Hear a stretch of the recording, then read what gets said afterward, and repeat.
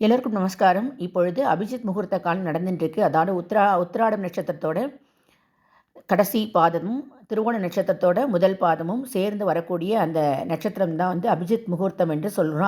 அபிஜித் காலம் என்று சொல்கிறோம். ஒவ்வொரு நாளுமே அபிஜித் முகூர்த்த காலம்ன்றது 11:45 12:15 வரைக்கும் வரும்.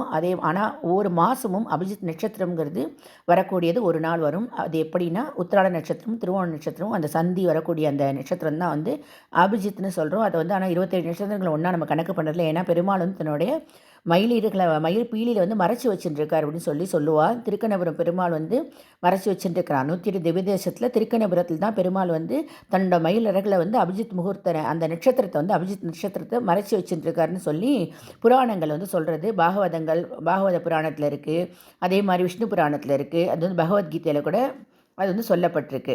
பாரத கதை மகாபாரத கதை எல்லாத்துலேயுமே வந்து அதை பற்றி அபிஜித் அந்த நட்சத்திரத்தை பற்றி குறிப்புகள் இருக்குது. இது வந்து மிக உயர்ந்த ஒரு நட்சத்திர காலம் இது. இந்த காலத்தில் நம்ம வந்து எது வேண்டினாலும் பெருமாள் நமக்கு உடனே கொடுப்பார். ஜித்துனா வெற்றி, அபினா இப்பொழுதே வெற்றி கிடைக்கக்கூடியதாக இருக்கக்கூடிய அந்த காலத்தை தான் அபிஜித் காலம் நம்ம சொல்கிறோம்.